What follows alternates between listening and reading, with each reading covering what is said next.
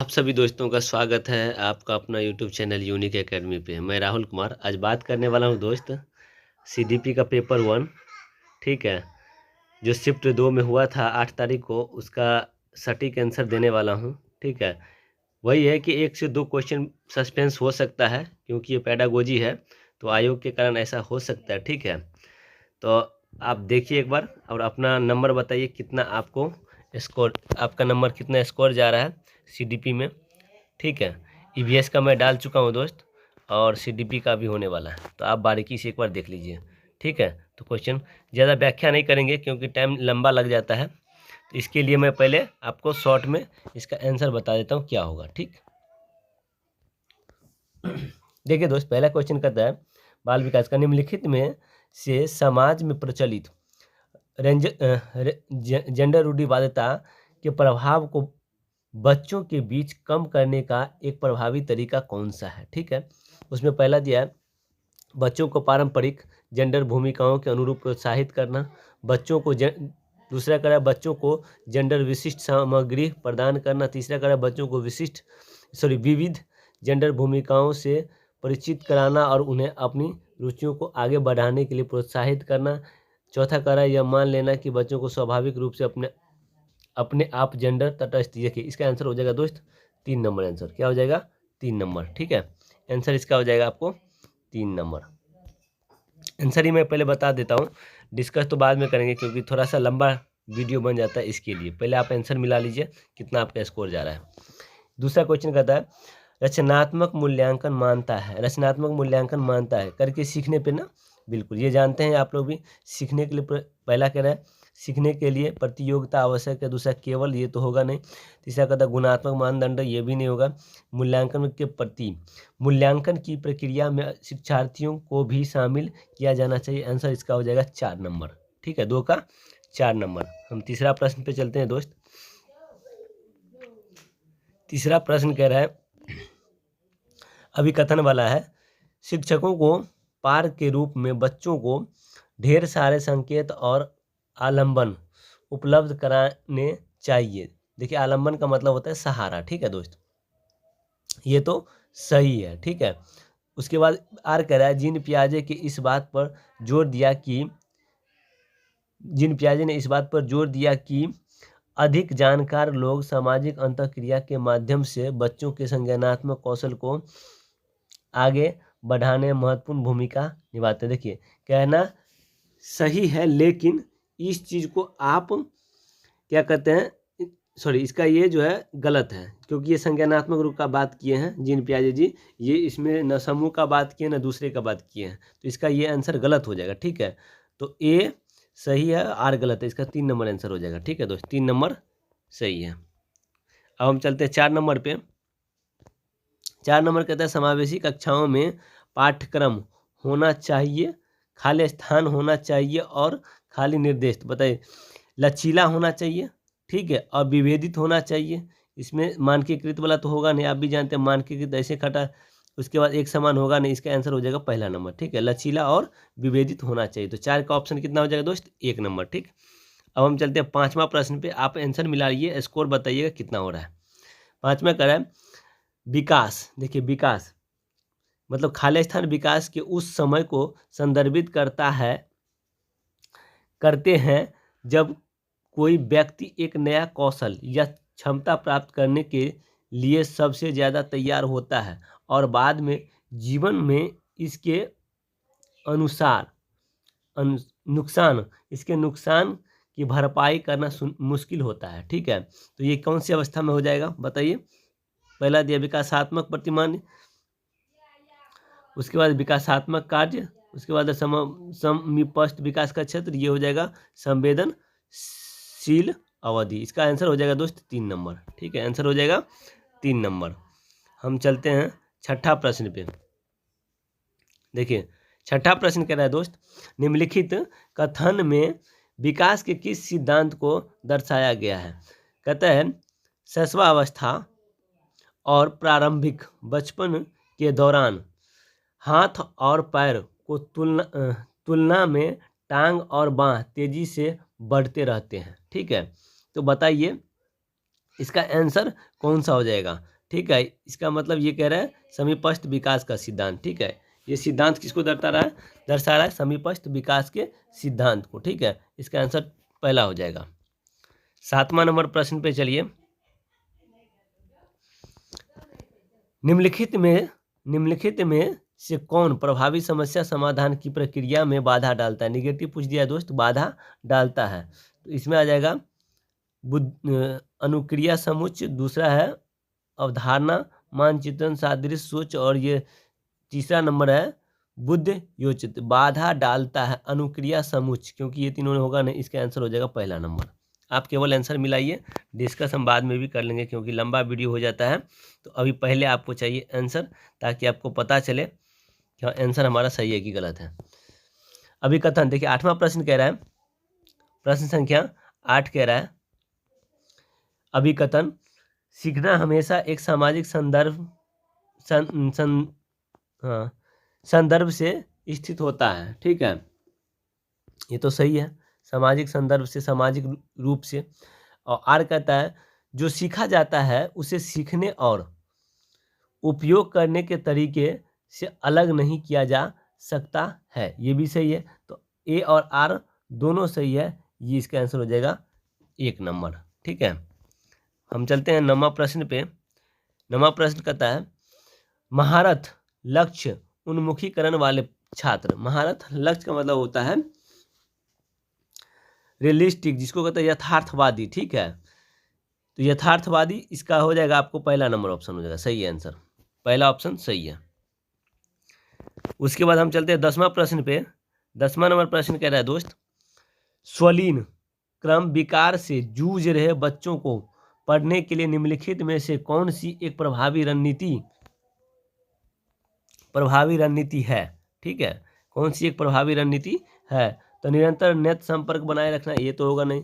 दूसरा कहता है किसी भी दृश्य श्रव्य सामग्री के प्रयोग से बचना, बिल्कुल ये नहीं होगा। कहता है अनुमानित दिनचर्या, मतलब दैनिक जीवन से जुड़ा हुआ, ये हो जाएगा, ठीक है। ऑप्शन नंबर 3 इसका आंसर सही हो जाएगा, ठीक है दोस्त। 11 नंबर देखिए, आपको बेहतर से बेहतर ऑप्शन चुनना था, उसके अनुसार ही आपका आंसर सही होगा। जीन पियाजे के विकास के सिद्धांत 11 नंबर प्रश्न के अनुसार बच्चे संवेदी प्रेरक अवस्था के अंत तक डाइस विकास कर लेते हैं। अब इसमें देखना है संवेदी प्रेरक अवस्था, ठीक है। इसमें आपको संरक्षण होगा नहीं, परिकल्पिता तार्किक नहीं होगा। इसमें वस्तु स्थायित्व का गुण आ जाता है, बच्चा इधर उधर उस चीज़ को, वस्तु को, खिलौने को ढूंढने लगता है, ये आप भी जानते हैं। तो ये हो जाएगा इसका तीसरा नंबर आंसर, ठीक है दोस्त। उसके बाद हम चलते हैं 12 नंबर प्रश्न पे। कहता है बच्चों के विकास के बारे में निम्नलिखित में से कौन सा कथन सही है, ठीक है। बच्चों के विकास को, पहला ऑप्शन कहता है विकास वृद्धि का पर्याय है। दूसरा कहता है ये तो बिल्कुल गलत होगा, ठीक है। दूसरा कहता है विकास एक सरल और एकात्मक प्रक्रिया है, नहीं, एकात्मक नहीं है। विकास बिना पैटर्न, देखिए बिना किसी पैटर्न के और नियमित तौर पर प्रकट करता है, बिल्कुल गलत। विकास बहुआयामी होता है, ये हो जाएगा आंसर, विकास बहुआयामी होता है, सीधा सीधी आंसर आ गया, ठीक है। अब हम चलते हैं 13 नंबर प्रश्न में। देखिए अभी कथन वाला 13 नंबर प्रश्न देखिए, प्रश्न संख्या 13, बच्चों के, अभी कथन कहता है बच्चों के रचनात्मकता को पोषित करने के लिए, उनके चिंतन और मनन करने के लिए व्यावहारिक समस्याओं और मुद्दों को प्रस्तुत करने की आवश्यक है, बताइए। ये तो बिल्कुल सही है। आर कह रहा है रचनात्मक बच्चों में कुछ नया खोजने की क्षमता होती है और उन्हें बौद्धिक उत्तेजना की आवश्यकता होती है, बिल्कुल सही है। ए और आर दोनों सही है और इसका व्याख्या भी करता है, तो इसका आंसर हो जाएगा पहला नंबर, ठीक है दोस्त। हम चलते हैं 14 नंबर प्रश्न पे। 14 नंबर प्रश्न कह रहा है दोस्त, लेव वाइगोत्स्की के अनुसार आंतरिक वाक, मतलब बच्चा आंतरिक वाक को क्या कहिएगा आप। पहला दिया हुआ है तर्क करने और विचारों को व्यवस्थित करने में मदद करता है, बिल्कुल सही है। संज्ञानात्मक, उसके बाद लेव वाइगोत्स्की 3 वर्ष, ये देखिए ये नहीं होगा, ये नहीं होगा, ये नहीं, इसका आंसर हो जाएगा पहला नंबर आंसर हो जाएगा दोस्त। ऑप्शन भी देख के आपको पता लग जाता है जब आप थ्योरी पढ़े होंगे तब, ठीक है। उसके बाद 15 नंबर कहता है क्या आपके माता पिता की अनुपस्थिति में फ्रीजर से चॉकलेट चोरी करना ठीक है? इस सवाल के जवाब में 4 वर्ष की मीरा ने जवाब दिया, ऐसा करना गलत होगा। देखिए बच्चा जानता है कि ऐसा करना गलत है, मम्मी नहीं है तो, मम्मी या माता या पिता नहीं है तो चोरी करना चॉकलेट गलत है, क्योंकि ऐसा करने से मुझे माता पिता से सज़ा मिल सकती है। देखिए ये आगे कोहल वर्ष आपका, ठीक है। तो आप समझ जाइए दंड से बच्चा बचना चाहता है, ये कौन सी अवस्था में आएगा। मीरा का नैतिक तर्क लॉरेंस कोहलबर्ग के नैतिक विकास के सिद्धांत को किस अवस्था को दर्शा रहा है बताइए। ये हो जाएगा सीधा सीधी। आप चलिए आंसर पे। पूर्व परंपरागत पढ़े होंगे, दंड एवं आज्ञाकारी वाला चरण, जो पहला चरण है, ठीक है। आंसर इसका हो जाएगा तीसरा नंबर, सॉरी चौथा नंबर। आंसर इसका कौन सा हो जाएगा दोस्त? 4 नंबर हो जाएगा, पूर्व परंपरागत। हम चलते हैं 16 नंबर क्वेश्चन पे। 16 नंबर क्वेश्चन कह रहा है, ध्यान से सुनिएगा, निम्नलिखित में से कौन सा एक ऐसे प्रश्न का उदाहरण है जिसमें छात्रों को रचनात्मक समाधान खोज करने की आवश्यकता होती है। रचनात्मक समाधान, ठीक है। संज्ञा की परिभाषा बिल्कुल नहीं, गलत होगा। आप क्या तर्ककर्ता की पहचान कैसे करेंगे, ये भी नहीं, रचनात्मकता में ये आएगा नहीं। संज्ञा के विभिन्न प्रकार क्या हैं, ये भी नहीं होगा। आप किसी व्यक्ति के बजाय किसी वस्तु के परिप्रेक्ष्य से दिए गए पाठ को फिर से कैसे लिखेंगे, ये हो जाएगा। इसका आंसर है 4 नंबर, ठीक है दोस्त। हम चलते हैं 17 नंबर प्रश्न पे। 17 नंबर प्रश्न कह रहा है, छात्रों में आलोचनात्मक सोच को किस प्रकार बढ़ावा दिया जा सकता है। आलोचनात्मक थिंकिंग, समालोचनात्मक, जिसमें क्रिटिकली थिंकिंग कह सकते हैं, क्रिटिकली थिंकिंग कैसे हम बढ़ा सकते हैं, जिसमें कहते हैं ना गुण अवगुण, पॉजिटिव निगेटिव दोनों होना चाहिए। देखिए इसमें क्यों कैसे, देखिए छात्रों को रटने वाला ये नहीं होगा, सहयोग करना हतोत्साहित बिल्कुल नहीं होगा, हतोत्साहित ये भी नहीं होगा। इसका आंसर हो जाएगा 1 नंबर प्रश्न, क्यों, क्या, क्यों, कैसे जैसे उत्साहवर्धक प्रश्न पूछकर जो है ना बच्चे के आलोचनात्मक थिंकिंग को हम बढ़ावा दे सकते हैं। तो ऑप्शन हो जाएगा दोस्त इसका पहला नंबर, ठीक है। हम चलते हैं 18 नंबर प्रश्न पे। 18 नंबर प्रश्न कह रहा है, दूसरों के साथ संवाद न करने के इरादे से खुद से जोर से बात करना बचपन में डैश कहलाता है। बताइए डैश है, इसमें क्या हो जाएगा बताइए। इसका आंसर हो जाएगा असामान्य और अप्राकृतिक। इसका आंसर हो जाएगा दोस्त 2 नंबर, ठीक है। 19 नंबर प्रश्न पे चलिए।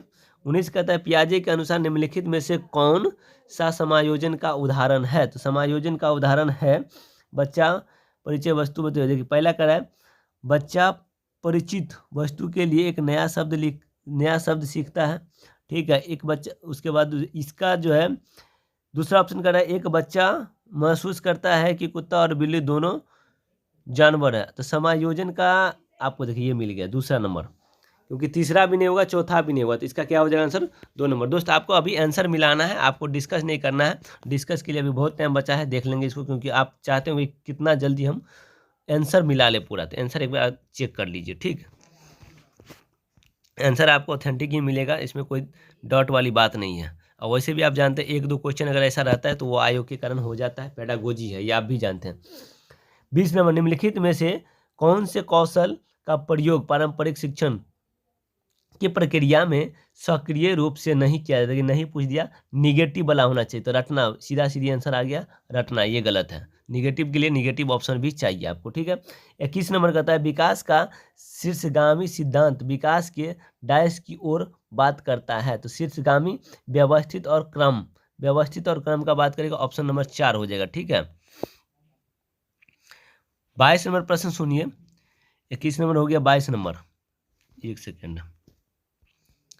22 नंबर क्वेश्चन कर रहा है, अभिकथन, एक प्रभावी शिक्षा शास्त्रीय रणनीति यह है कि बच्चों को नई जानकारी को जो वे पहले से जानते हैं के साथ जोड़ने के लिए कहा जाए। बिल्कुल सही है। कारण कह रहा है, समानताओं और विभिन्नताओं की पहचान करने से बच्चों को जानकारी संगठित करने में मदद मिल सकती है, जो उन्हें सोचने के साथ ये दोस्त क्या लिखा है एक बार देख लेते हैं, सोचने के साथ हाँ बेहतर याद करने में भी मदद करती है। तो बताइए इसका ऑप्शन क्या हो जाएगा। इसका ऑप्शन हो जाएगा ए और आर, दोनों सही है, दोनों व्याख्या भी करता है, तो ये हो जाएगा पहला नंबर, ठीक है दोस्त। हम चलते हैं 23 नंबर क्वेश्चन पे। देखिए 23 नंबर क्वेश्चन कह रहा है सार्थक अधिगम सुनिश्चित करने के लिए निम्नलिखित में से कौन से महत्वपूर्ण है? कौन से महत्वपूर्ण है सार्थक अधिगम को सुनिश्चित करने के लिए? पहला दिया है पहला नंबर भावनात्मक समर्थन का प्रावधान, ये बिल्कुल सही है। ठीक है, प्रतिस्पर्धा नहीं होगा, ये आप जानते हैं। आप कंपटीशन के तौर पे बच्चे को नहीं कर सकते हैं। और उसके बाद तीसरा नंबर कहता है करने और प्रयोग के अवसर, ये तो बिल्कुल सही है। मान के चलिए 1 और 3 किसमें 4 नंबर, आंसर हो जाएगा दोस्त 4 नंबर। ठीक है, हम चलते हैं 24 नंबर क्वेश्चन पे। 24 नंबर हमारा क्वेश्चन है दोस्त, निम्नलिखित में से किसमें व्यक्ति के हाथ और आंख के तालमेल, संतुलन और शारीरिक निपुणता की क्षमता प्रभावित होते हैं? बताइए। इसमें दिया है हाथ और आंख के तालमेल, तो इसका हो जाएगा पहला दिया पठन, ये तो होगा नहीं। गुणज ये भी नहीं। भाषा ये नहीं। इसका हो जाएगा गतिमान, हाँ ये हो जाएगा 4 नंबर आंसर हो जाएगा। 4 नंबर गतिमान मानवीय वैकल्प। ठीक है, 25 नंबर क्वेश्चन देख लीजिए। बाहरी प्रेरणा डाइस से आती है जबकि आंतरिक प्रेरणा डाइस पर आधारित होती है। तो बाहरी प्रेरणा दूसरों से आती है, दूसरों की सराहना और व्यक्तिगत संतुष्टि हो जाएगा आंतरिक प्रेरणा। तो इसका आंसर हो जाएगा दोस्त 4 नंबर, सीधा सीधा। ठीक है, आंसर मिला लीजिए। उसके बाद 26 नंबर कह रहा है ध्यान न्यूनता अतिक्रियाशीलता विकार की विशेषता है। किसका विशेषता है बताइए। उच्च ये नहीं होगा। उसके बाद आने वाला पैटर्न पे, बिल्कुल सही है। जो अगला पैटर्न चलते रहता है उस पे हमारा ध्यान केंद्रित होता है, उस पे हमारा दिमाग चलते रहता है। ठीक है, तो हमारा आंसर हो जाएगा इसका 2 नंबर। उसके साथ आप चलिए 27 नंबर प्रश्न कहता है वाइगोत्स्की के सिद्धांत के अनुसार समीपस्थ विकास का क्षेत्र क्या है? वाइगोत्स्की देखिए समीपस्थ विकास का क्षेत्र कर दिया, तो पहला ऑप्शन दिया छात्र जिस कौशल या ज्ञान के स्तर में पहले से ही महारत हासिल होते हैं। बिल्कुल नहीं, ये तो गलत हो जाएगा। कौशल का ज्ञान का स्तर जो एक छात्र मदद से महारत हासिल करने में सक्षम है, मदद से। ठीक है, हाँ ये हो गया वाइगोत्स्की के समीपस्थ विकास का सिद्धांत, ये होगा। उसके बाद इसका तीसरा नंबर कहता है एक छात्र के कौशल या ज्ञान के स्तर जिसे सभी हासिल करने के लिए संभव नहीं है। बिल्कुल गलत है, ये तो होगा नहीं। उसके बाद है देखिए परीक्षा पास करने के लिए ग्रेड प्राप्त करने के लिए एक छात्र के लिए आवश्यक कौशल का ज्ञान का स्तर, ये भी नहीं होगा। इसके आंसर दोस्त होगा, परफेक्ट आंसर हो जाएगा 2 नंबर। क्या हो जाएगा? 2 नंबर। 28 नंबर देख लीजिए।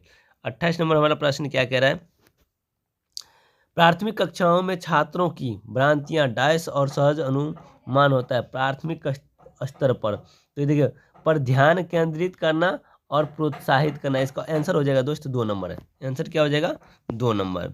29 नंबर प्रश्न पे चलिए देख लेते हैं। 29 नंबर प्रश्न क्या कह रहा है अभिकथन कर रहा है गढ़ी वर्तनी लेखन के मुक्त का बात कर रहा है अन्वेषण शिक्षकों की शिक्षार्थी स्तरों के प्रमाणिक मूल्यांकन के अवसर प्रदान करते हैं। ये तो बात सही है। ठीक है, कहता है BR कह रहा है कक्षा में भाषाई विविधता को देखते हुए भाषा का मूल्यांकन गतिशील होना चाहिए। ये भी सही है, लेकिन इसका व्याख्या सही से नहीं करता है। तो ए और आर सही है, लेकिन आर सही व्याख्या नहीं करता है। इसका ऑप्शन हो जाएगा 2 नंबर। ठीक है दोस्त, और लास्ट क्वेश्चन है 30वां नंबर निम्न में से कौन प्राथमिक कक्षाओं में छात्रों के लिए प्रमाणिक शिक्षण कार्यों के उदाहरण है? ठीक है, शिक्षण कार्यों के उदाहरण है प्रमाणिक। ठीक है, अब आप बताइए इसमें पहला दिया पाठ्य पुस्तक, ये नहीं होगा। ठीक है, मित्रों के नोटबुक को कॉपी करना, ये भी नहीं होगा। भाषा देखिए अवधारणाओं को दैनिक जीवन से लागू करना, ये तो बिल्कुल सही है। चौथा भी देखिए भाषाओं परिभाषाओं का एक वर्ग को याद करना, ये भी नहीं होगा। इसका आंसर हो जाएगा दोस्त 3 नंबर। आशा करता हूँ आप लोग दोस्त अपना आंसर मिला लिए होंगे, और मिला के कमेंट में बताइएगा आपका आंसर कितना बन रहा है। थैंक यू दोस्त। अगर आपको थोड़ा भी बेहतर लगे, सपोर्ट फ़ायदा मिला होगा तो ज़रूर आप लाइक सब्सक्राइब एंड शेयर ज़रूर कर दीजिएगा।